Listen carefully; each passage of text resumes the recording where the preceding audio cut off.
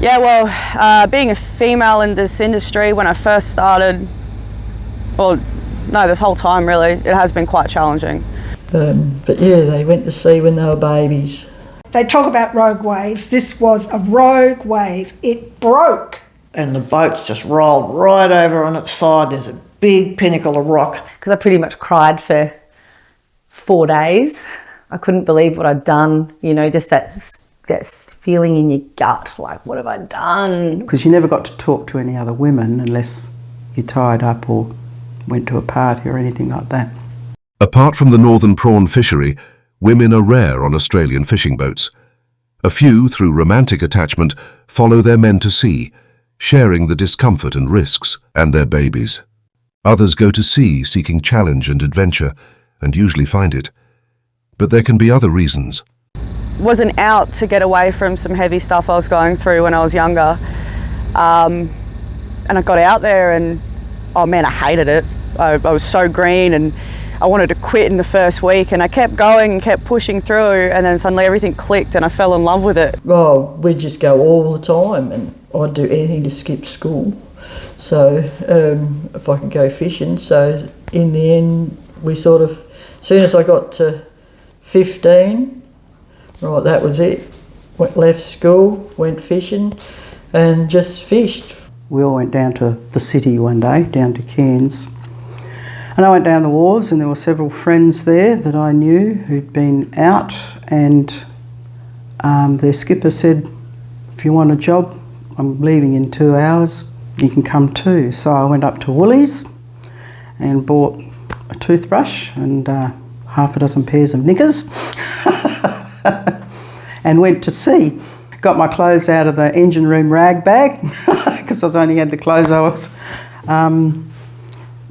wearing, and that was it. So, and loved it. So that was only a 2-week trip, but after that, Yeah, we worked around the Acteens, and then we went around to Davey once in the Lady Phyllis, and a lot of the time we worked around Matsyker Island, and that was okay. I gave up uni because I think I'd probably not been thriving there anyway. But as I went into high school and you enter year 10, and the boys in my class did start actually dropping out to go fishing or pilchard fishing or whatever fishing. And as they did that and I saw their lives change and all the amounts of money that they were earning, I definitely noted it. I don't think I ever thought I wanted to be a fisher, but I certainly took note of that's a bit unfair that they get that career path and I don't. A job with Sammy D'Souza in Perth. I'd smashed my car and I needed some money. I had no idea what a prawn trawler was, and I picked it up in Perth and I got quite a shock with all that overhead rigging. I thought, holy dooly, what is this? And we steamed up the coast to Darwin, and I had a few problems with Sammy. He had ideas that I didn't get along with necessarily, so I didn't stay on that boat for all that long. We couldn't get crew, and I wouldn't let my husband go out by himself. So I went with him, and then I started fishing, and and it just went from there. And that was it. What was it? We had to get the Mars to Mariner 4 or 5. I don't know. Anyway, when we had to get the ticket, that was when I got my ticket. Trip duration varies due to many circumstances. So currently on the Aurora, our trips can vary. We have the ability to do either fresh or fillet, so it just depends on fresh or fillet or weather, but we have the range to go out for a month at a time. Preferably it'd be a little bit shorter because, you know, everything's amazing and catching really well, but yeah, it just varies. Cray season, you fished from, say, Corny Point through to Orthorpe Island. Later in life, when there was just my brother and I on it, we went to Kangaroo Island. But with Dad and I, we'd go from first week of the season, we'd go north upon Low Bay, which was towards Daly Head and Corny Point. When cray season finished, then we'd go home to Port Victoria and go scale fishing. Up till 1982, I mainly worked in the Gulf of Carpentaria, mostly around Groot Island and the Vandalen Islands. The banana season over to Weipa and Corumba a bit. Later on, when I got onto Bob Lamakia's boats in the Torres Straits, and then later again down on the east coast. Still, my longest trip was 6 months without ever setting foot on land, which is a long time at sea. Usually, trips were for 3 months, with occasional breaks in the routine. It'd get pretty steady, but you'd have parties, you'd have tie-ups on you didn't catch over the full moon, for instance, so you'd tie up. So you got to talk to other people and sit in different environments for a while. Or you'd go and anchor up at an island and go and spend some time on land and on the islands in the Owen Channel and stuff. The Owen Passage anyway, there's some beautiful islands there. Some trips, they were mostly 3 weeks. Well, the regular pattern was 3 weeks at sea and a week at home. Mark never waited for the weather. He would go regardless of the weather and come when he had enough fish. Because they offered me to do some training to become an observer and go to sea. And generally it's 50 days on, 30 days off. And I thought, well, what are my options here? I've got to go, I've got to do it. Most prawn fishing is carried out at night. Tiger fishing, you'd get up just before dark, you'd shoot the gear away just on dark, have a meal, clean up. The shot's down for 3 hours, so you either have a snooze in, but probably not, watch TV or whatever, videos. And then the next shot would come up. So it would take about an hour to process that by the time you got it all packed into boxes and put it in the freezer, which leaves another 2 hours, so you go back to bed for a couple of hours and someone would call out, winch up, and up you'd get again and do it all over again. So there were 4 shots a night, finished at dawn. Bananas, on the other hand, is a school prawn and you catch them in the daylight.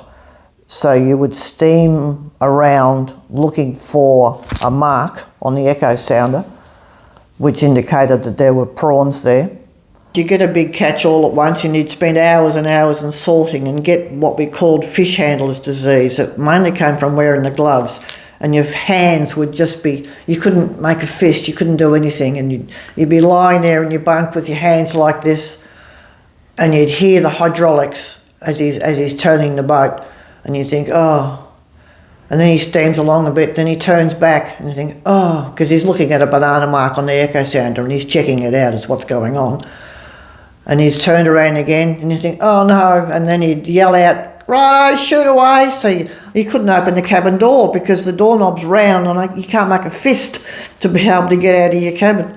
And if your skipper copped a load of mud, which my particular skipper on the small boat was quite good at, he'd shoot away too fast and the boards would fall flat into the mud.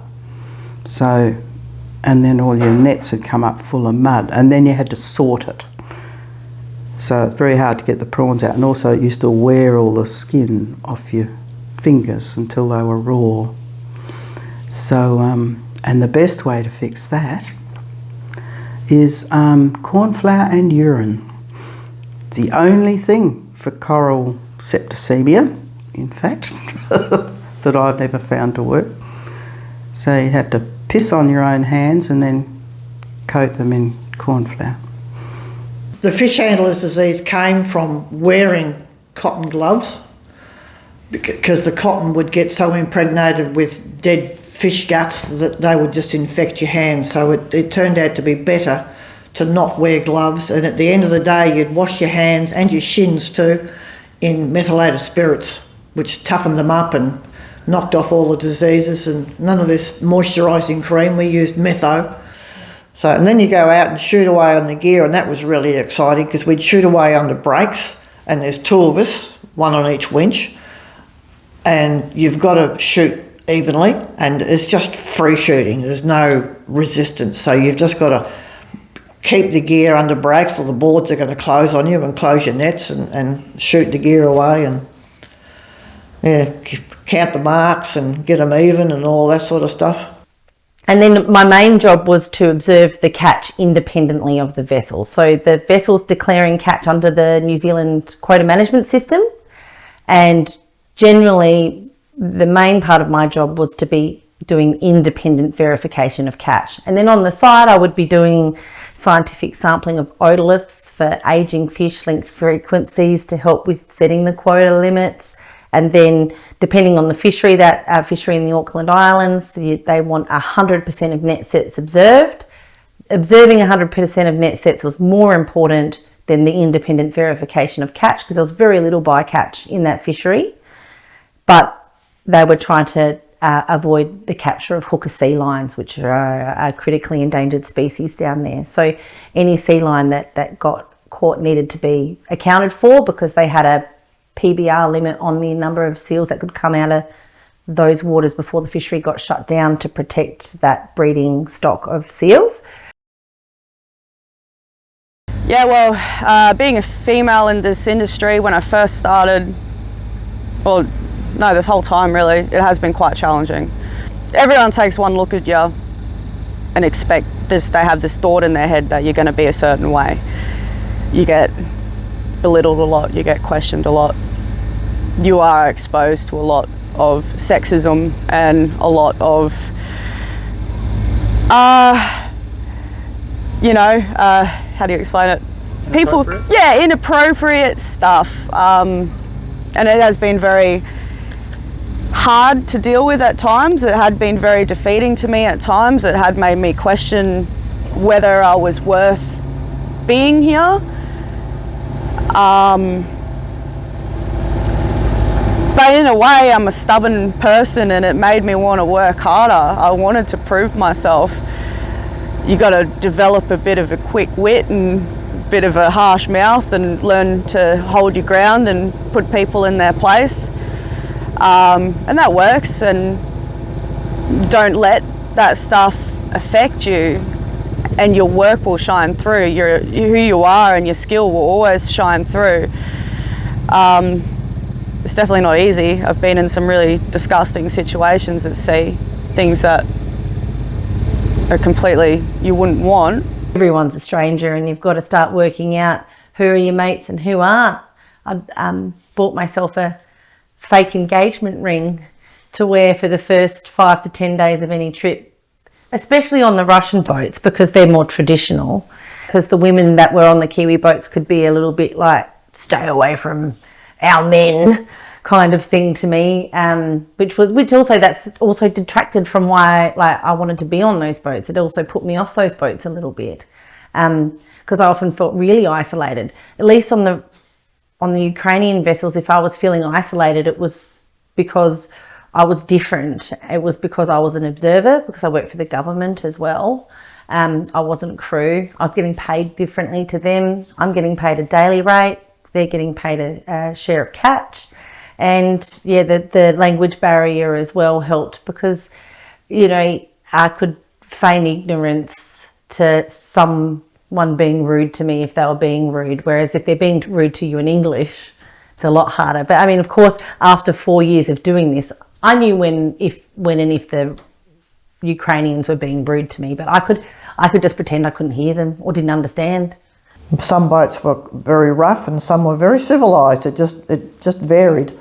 I applied to go to Maritime College, which they didn't really want me to go because I was a girl, amongst all the boys. But the cray buyer, who Dad helped set up to buy the crays and everything originally, he put in a good word for me and said, she's not a normal girl. She's not like a lot of girls. When you're out there at sea too, there's no one around, so if you're a girl, I always used to wear a singlet and knickers. Other cooks I know walked around with nothing on for weeks on end, but I wasn't one of those. We had a few women on the boat and we always used to run around naked, and the other boats used to come really close to us for some unknown reason. And one day we got the gear hooked up with another boat, so because they were too close. And another thing me and my naked friend used to do is my mother made me a slingshot, which I'd hooked up to the anchor winch. And this is a 20-metre boat. It's quite a big boat. And she and I used to get up there with rotten gherkins and rotten eggs and all that sort of stuff in their slingshot, naked, and fire them at other boats that came in too close. So we had a good time. But I do remember one time we'd been out to sea for quite considerable time, and we were coming in the leads, and it's all so exciting, and I'm sitting up on the bow with the rope, and I had my singlet on, yes, but I had forgotten that I still had my knickers on. So I was in singlet and knickers, standing on the bow, coming down the main leads of Cairns. Went to throw the rope off and realised, oh dear, I haven't got shorts on, so anyway. Those observer days, they were just character forging. Like, they were tough. You know, you were isolated, lonely, cold, working non-stop for weeks on end. You know, the hardship of it just brought your character out, because, you know, if you couldn't hack it, well, you weren't going to go back and do it again. So, you know, and the varied experiences that you're having out there at sea, you just learn to just take life as it comes a little bit more, you know.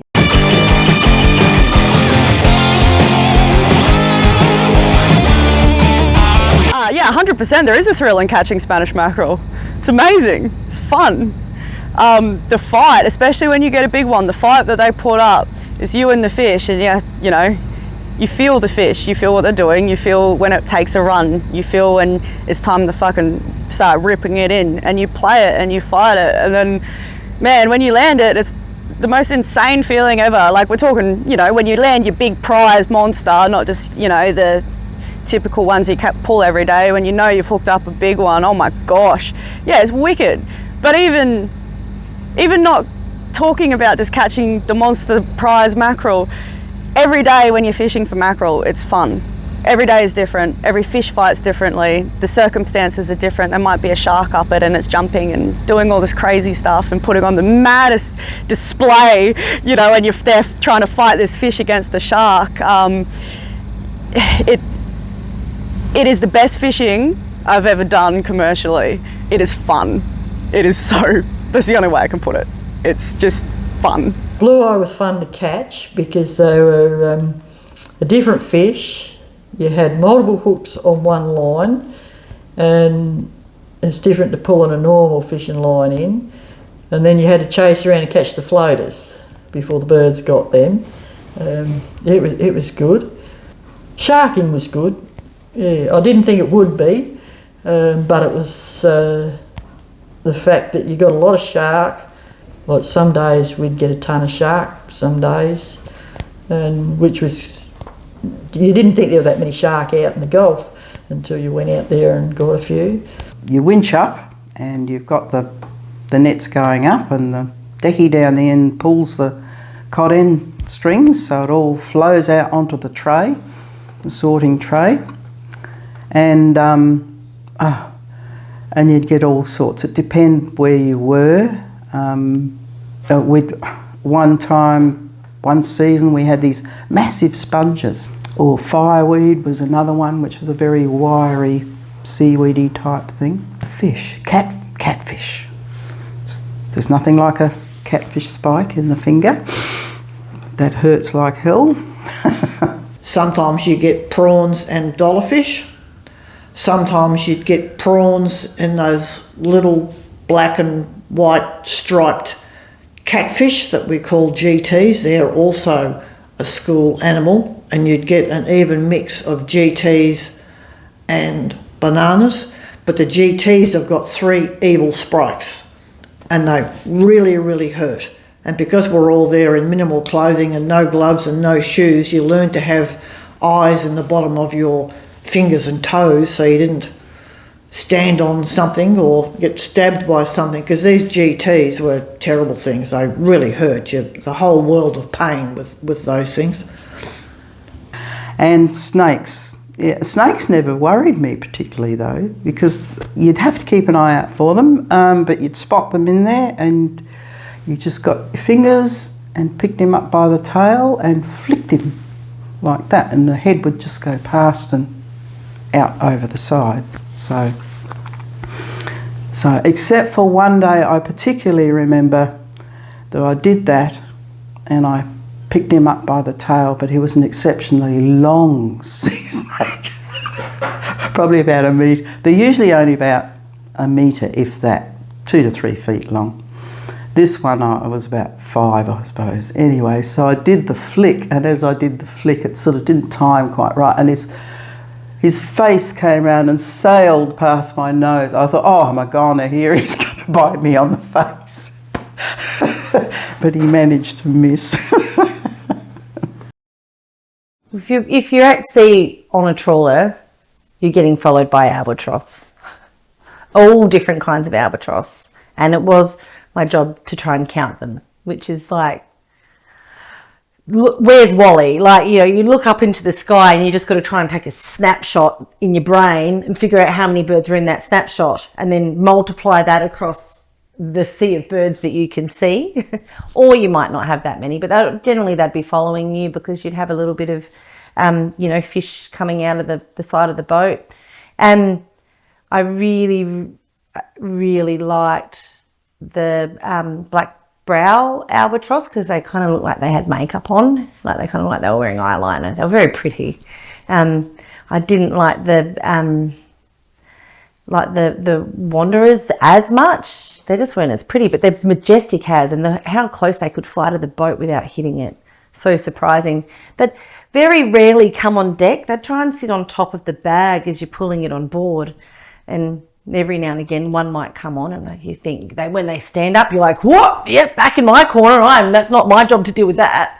But watching the Russians deal with it one day, I was so surprised. Like this huge bird, and it's not being friendly; they're aggressive. And this guy just walked up to it and then started swinging his arm around in these huge circles, and the bird's going like this, and he's like, hoik, straight onto its beak, and it's like, oh, he's just sort of off over the side. I was so impressed. I'm like, he's definitely done that before. I hit a whale shark. I don't know if like I should be saying that, and like, but I did. I thought it was going to move and I hit it with a stabilizer. I didn't mean to. And it was so funny because I was like, I was driving, I was like calling out the boys on the back deck, like, look, there's a fucking whale shark right there. How pretty is it? And I was coming right up against some rocks and I couldn't turn into them to, like, you know, to avoid this thing. And I just had the assumption that it would move. That was our pride and joy, that was. Always, all my life, all I wanted to do was catch a marlin, and I thought, oh, I'll never catch one because I won't go to Queensland or wherever they are. And we were there this day and we'd run the net out and we're pulling in. Oh God, this is heavy.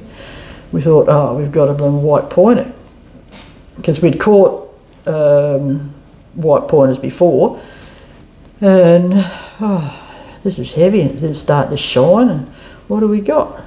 Well, we got the shock of our lives. We pulled up this blooming big marlin spike looking at us, and so all we could do was tie the marlin to the side of the boat, get the rest of the net in, and then tow it back to the Port Vic jetty, which was only a few miles, and then winched her up on the crane. So, and then we got it on the jetty truck. And then how are we going to get it into the ute? We couldn't get it into the ute. It was too big. I can't remember. We must have cut it up on the jetty truck to get it home, because we took it in, there'd been chunks about 2 foot long, and they were heavy enough. So in the end we cut her up into chunks and put it in the cool room and kept it for crowbait. Didn't do very good though. Barra fishing, you see your fair share of crocodiles, 100%. You know, but it'd be cool though. You'd be anchored, you'd process, and you'd have the resident croc come out and suss you out. And we used to feed it airbags, get it all nice and get it really close. We were pretty much nearly feeding it with our hands. Yeah, and he had a good diet of airbags. When I first jumped on, the first boat I jumped on, I woke up to a crocodile in my bed. Someone thought it'd be really funny to wrangle a little little, like it was only little, but yeah, I woke up and there was a bloody croc in my bed. I was like, oh yeah, like, you know, that was a good wake up. Yeah, interactions with wildlife, I guess. Airbags are the swim bladders in fish, and there's some that are highly prized and valued, like jewfish.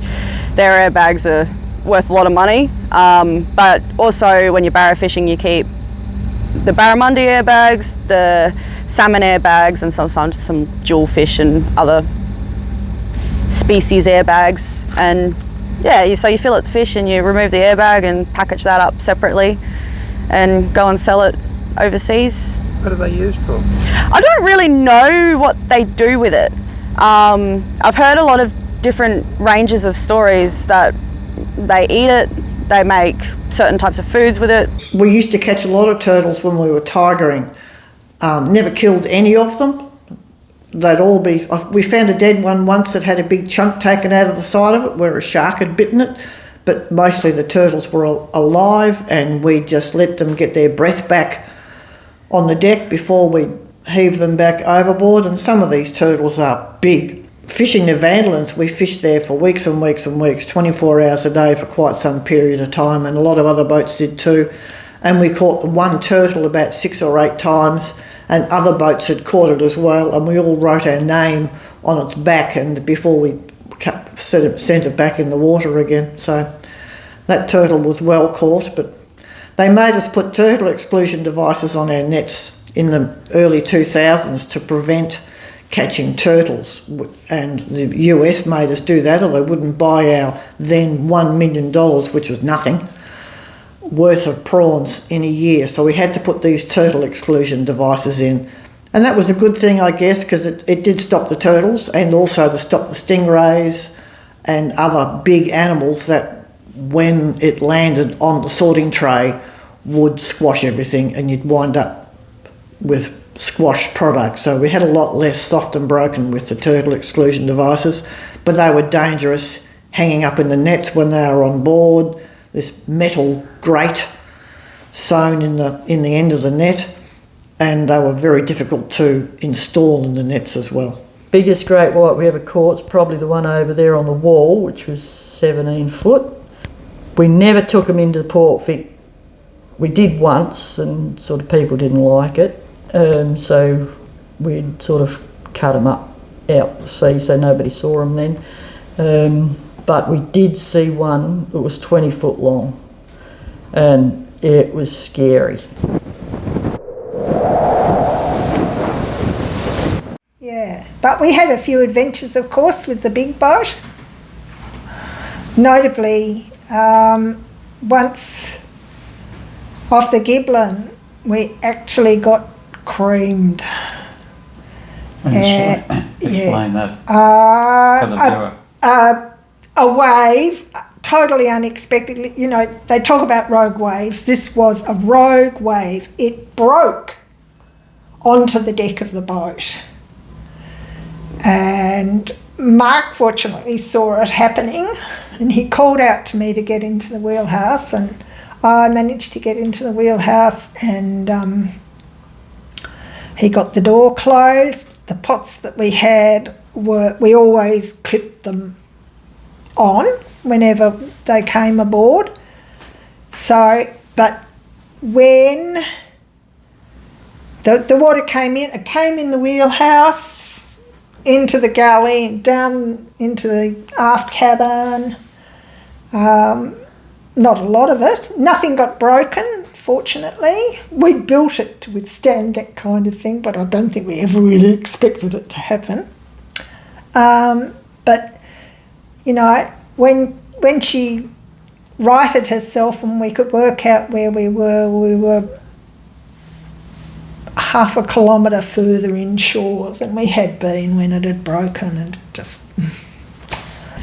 Throughout the course of my fishing career, there's been a lot of close calls, a lot of hairy situations, most definitely. A lot of like lost stories in rough weather in the middle of the night, having to jump in the water, sinking tenders.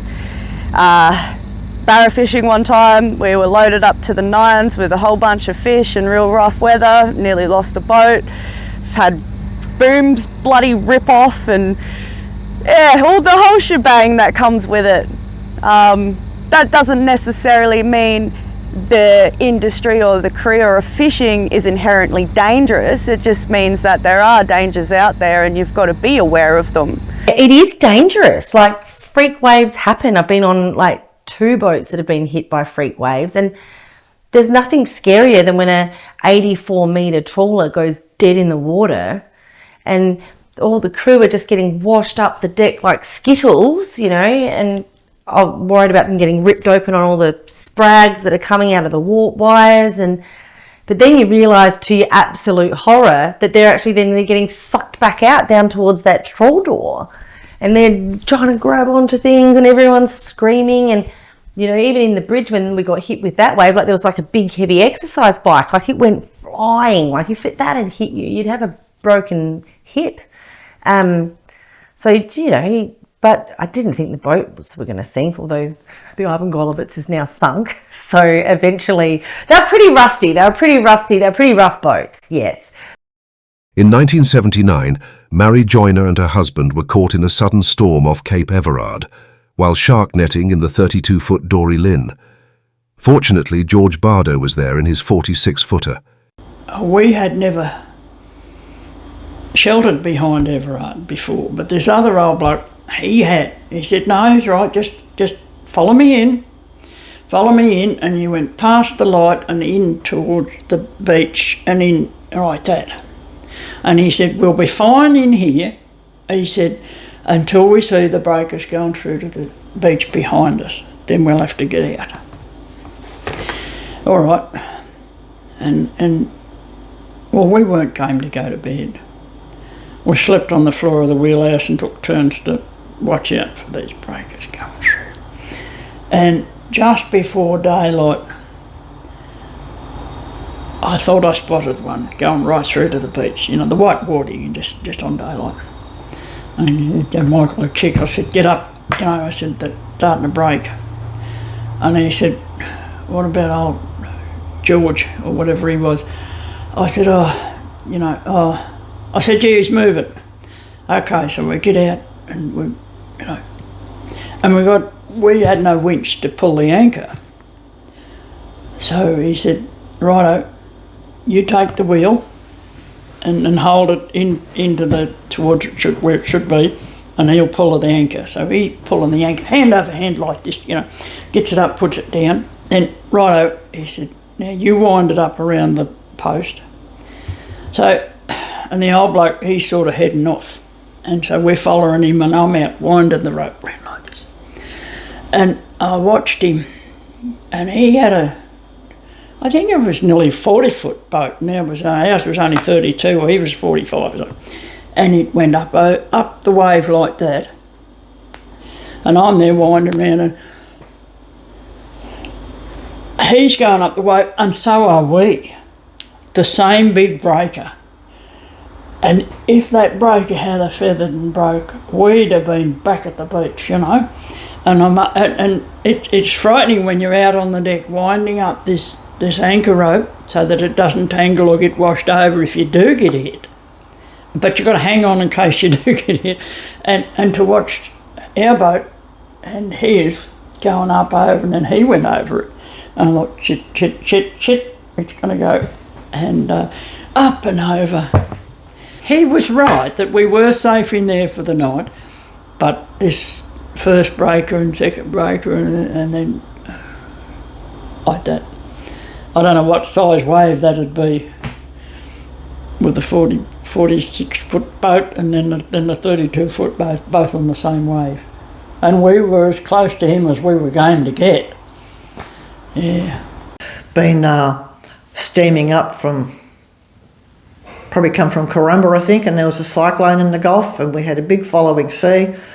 Decky on the wheel, who didn't have all that much experience, but he'd fallen asleep on the wheel and paper sounders in those days, he didn't see the bottom come up, and then he didn't see it come up right up the second time round, and we hit Cumberledge Reef, and I was asleep in my bunk at the time, and I think I was out into the galley before I even hit the floor. So we bounced around on that for a while. I remember hanging on to the ladder that went up to the wheelhouse upstairs, and the boat's just rolled right over on its side. There's a big pinnacle of rock that I could see, which smashed our boom and broke all the stays and all of that sort of stuff on that side.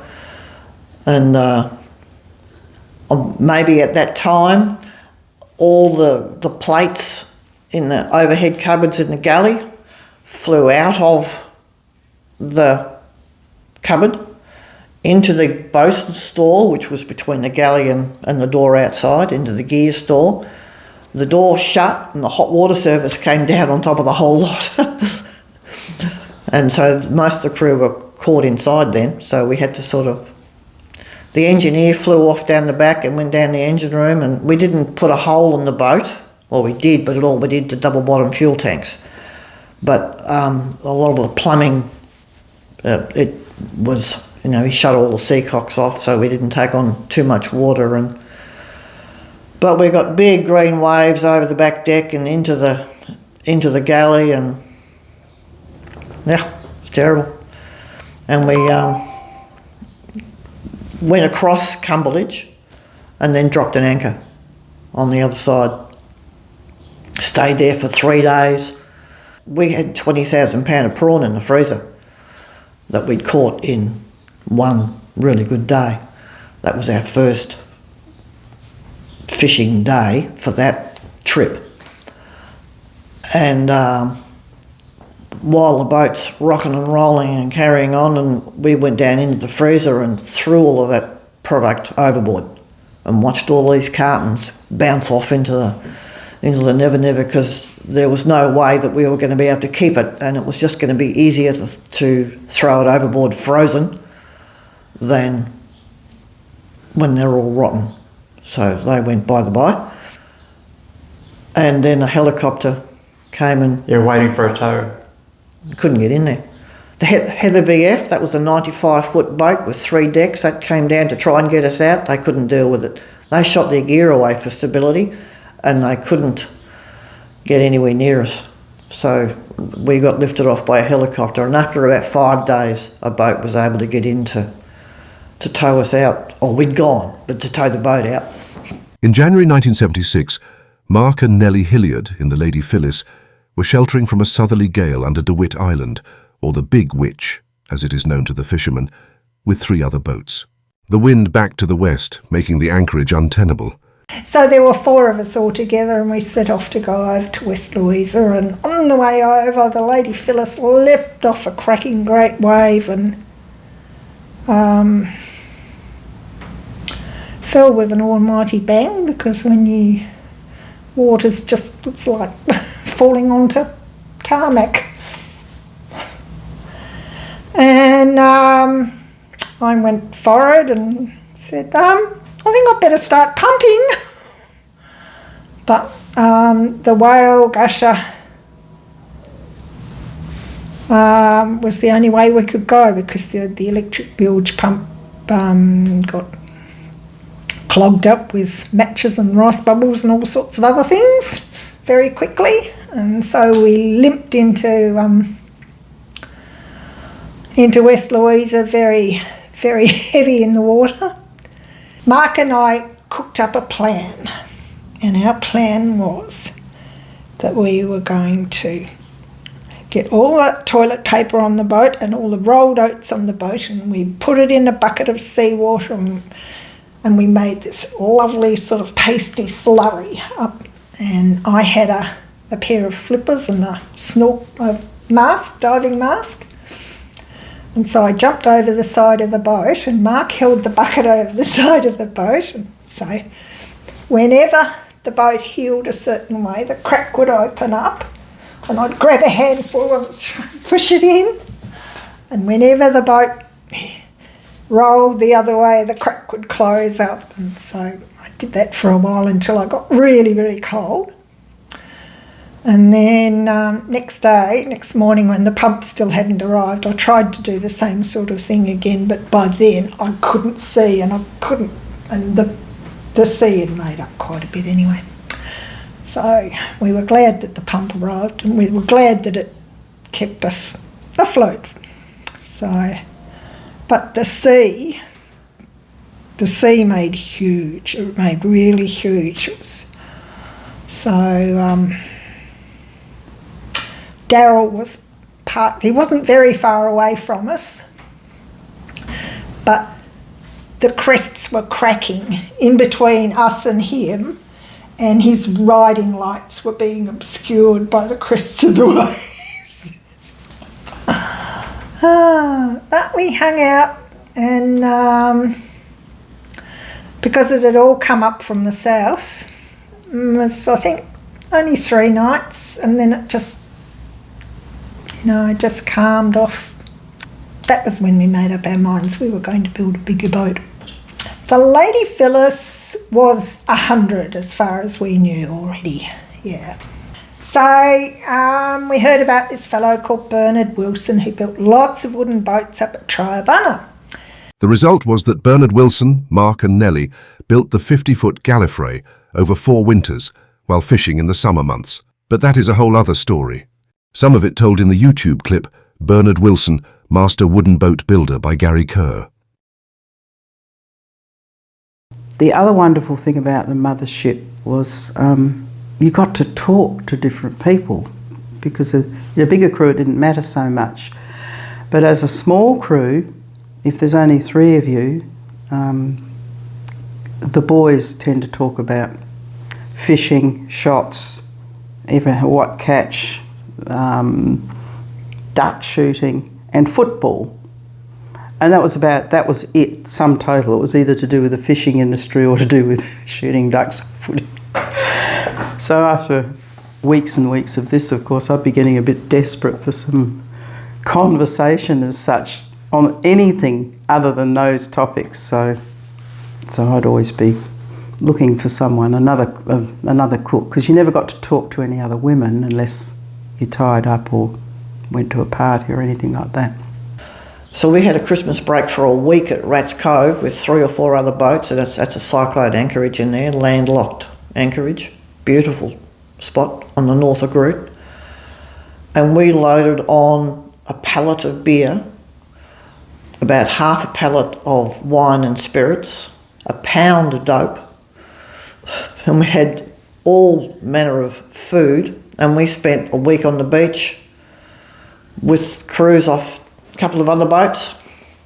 Lubber One and was one of them, Tony Murray. And we just had a party for a week.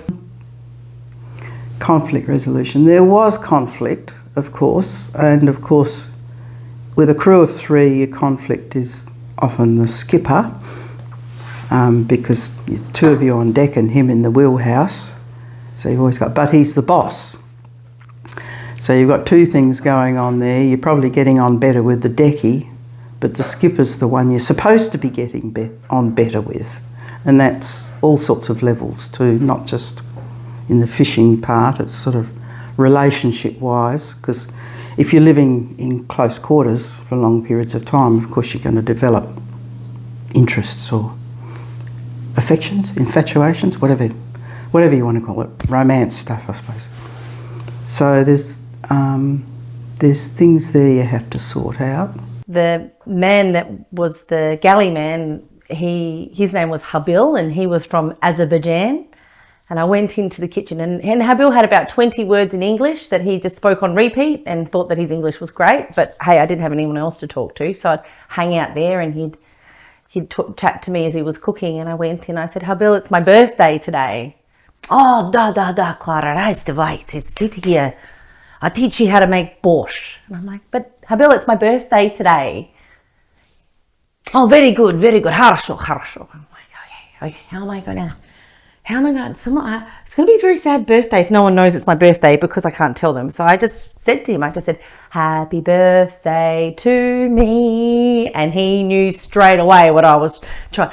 Это рождение, party, vodka, I make you some torte. He said, I'm going to cook you a cake. And how old are you? 22. Oh, baby.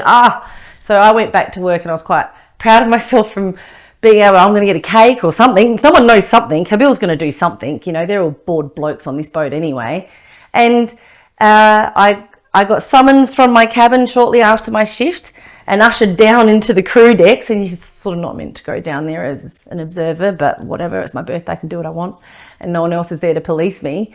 And they had a whole cabin decked out, and like the way that they eat their food is this kind of like boiled eggs and, you know, sliced meats and bread and butter, and you sort of, shots of vodka everywhere. And they didn't have much. Like, these guys are probably getting paid like maybe 10,000 US a year for 6 months work. And, you know, they don't have a shop on the boat or anything. So they'd pulled together like a small collection of presents for me, and it was lovely. Like, they'd made ropes out of, or like flowers out of ropes. One person had made a little dog out of rope. And they gave me a framed picture of the vessel, and they get rationed blocks of chocolate. So I got like 5 blocks of chocolate.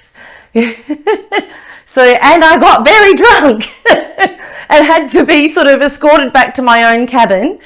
And then when I was meant to come on shift the next day, because they sort of knew what routine I was doing, I got a boof, boof, boof on my cabin as the deck crew were going out, because they weren't going to have me ragging them out for getting me drunk. They got me up and got me back out working.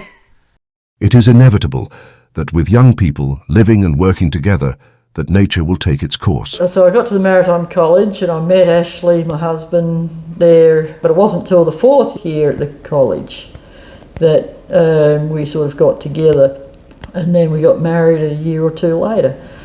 Yeah, and then came to Victoria and went fishing.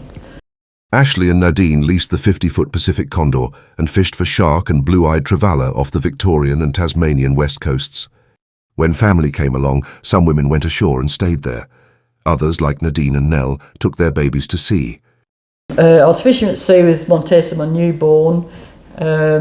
We were sharking then, or no, we were blue-eye trevally. We did a bit of sharking, but we were more on blue-eye trevally. And because she slept all night, and she'd wake up in the morning, you give her a feed, go back to bed, you go and do your work, and then I was on deck, so Ashley'd call out feed time. So then I'd have to go in, feed her, change her, put her back to bed, and then she'd sleep until night time when it's time to go to bed, or practically time to go to bed, and she'd have a bit of a play with Dad or Mum while I was getting tea. And to a lot of people it was an incomprehensible sort of a lifestyle, and they didn't understand, but I had friends who understood, and it was always nice to get back and think about gardens and cooking and children. And in 1988 our first daughter came along, Bridget, and then in 91 our second daughter, Tamsin. And I just kept fishing with Mark, working as the deckhand. I had taken the Lady Phyllis around the pots. I knew how to do that, but Gallifrey, for some reason, I didn't do so well with her, so I never took her around the gear, although I did bring her into the wharf a couple of times when Mark was sick. Just continued on working together with the family. We had a deckhand, Nick Trahanis, came with us over that first summer when Bridget was small. With babies on board, cloth nappies could be a problem. We insisted that we did not like disposables. I think we had always had some with us, but used them very, very rarely. We hated litter and single-use things, and so there were cloth nappies. They got soaked in a tub round behind the wheelhouse, and a tub of nappy sand, and then at the end of the shot there was always the washing to do, and they were part of the washing. The deck host did the work for us, and they hung out on a system of lines from the shrouds and past the mast and back to the wheelhouse. And they stayed on that line until they were sort of dry and then came in. Each time if we were punching, they'd come off and they'd just be, gathered up somehow into a bundle and brought back into the wheelhouse. And then when we lay at anchor, they'd go out again. I thought it would be a really, really, really good thing to attach the nappies to a trailing line with sharp clips, and as we steamed along, they'd just sort of wash around and get clean that way. But Mark threw the boat astern, and there were very, very cross words, and the rule was made that that was never ever done again. What, the nappies ended up around the propeller? Yes. We had to get a diver. After we had her, I had Vincent, and then he went to sea with us. He was little, but it was a great place. You didn't have to worry about putting nappies on them out there so much. And yeah, I've got photos of him. One time we were at Portland catching the tuna, and they're as long as he is. And then Ariel, she's the third child. She was a baby, and I used to have this little seat in the. I could strap it in the wheelhouse, and she'd strap her up in the wheelhouse, and Ashley'd watch her while he was driving, and I'd be catching or gaffing the blue eye, which was great fun. I was out on deck. Mark had a slide next to him that he put in place, and the children stayed in the wheelhouse. They came to him for anything that they needed. They just played, or he would give them drinks of water and food and stuff like that. But first memories of being at sea are of lying in the back cabin asleep with my sister and waking up to the sound of the engine going, with Mum and Dad already out doing a shot.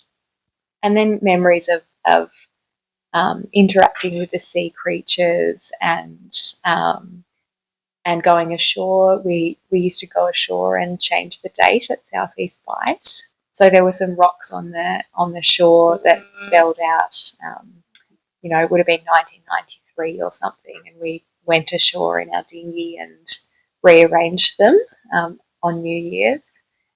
That's one of my first memories.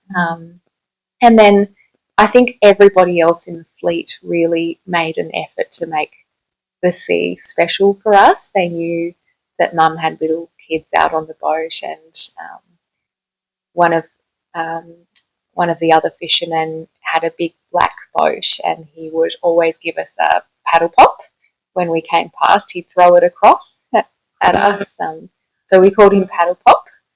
And when we were about halfway through the shot, we'd be allowed up on the deck. And I remember every time something good came up in the pots, some interesting other creature, Mum would put it on the deck just for a short time so that we could say hello. So we saw leafy sea dragons and basket stars, and great big crabs that we'd come and play with when we were really little. Yeah, they all went to sea when they were little, and as they got older, we went to Hobart and into Port Davey and climbed up that big mountain. The treat was when they got back to Hobart, they went to the ice cream shop, was right next to the wharf. But yeah, they went to sea when they were babies.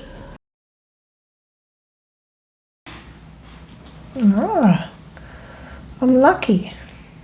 They're lucky. We're all really close. Yeah.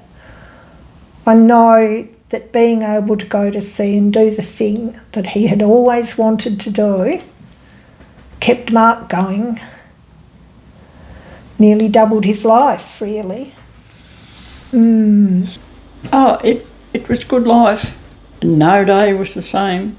Every day was different, you know. Even when I was skipping with Normie, every day would be different. You know, you like the prawns and the crabs and that, but yeah. I do wonder if maybe I could have chose a job that paid a bit better. You know, like surely I've got the brains to have done something medical related, but it wouldn't have been as fun, and I wouldn't have. It just seems like a different career, just such a sanitary way to go about your life. I like the you know, the crazy nature of the fishing industry, the impulsiveness of it. The situation's different now than it was 5 minutes ago, when you just got to deal with it. Like, you know, I love the chopping and the changing and the adaptability that we all have, and you know, that's nice that the industry's been able to share those life skills with me, and hopefully I can continue to do that for another 20 or so years. On the whole, all of it. I know that's probably such a blanket answer, but just all of it, man. The good and the bad. I relish the times when, you know, you're working yourself to the bone and you're that broken. It feels good. I love that feeling. They're the best times. And then obviously, you know, the times when you have your wicked catches and, you know, you and your crew are all fucking happy as, because, you know, your brines are full, your freezer's full, your freezer's not keeping up. Yeah, they're good feelings. In the latter days, we cooked our own prawns on the boat. We had a cooker on the back deck. So you'd be there cooking up the night's catch, and it's calm, and you're eating fresh cooked prawns or fresh raw scallops off the tray straight out of the shell, and just being there and doing that is just wonderful. It's a feeling of connection, peace, just loving it. Yeah, it used to be a lot of fun. It became over-regulated. The difference, what fishing has done for me as a person is amazing. A lot of parties. I enjoyed all of it. I think it was a beautiful childhood, and I didn't know how lucky I was at the time. It's a shame, really, that kind of life is probably not going to be accessible to our future generations. But I think we were really lucky to have it, and we'll turn it into a love of the sea, even if we can't sort of still love it in the same way. One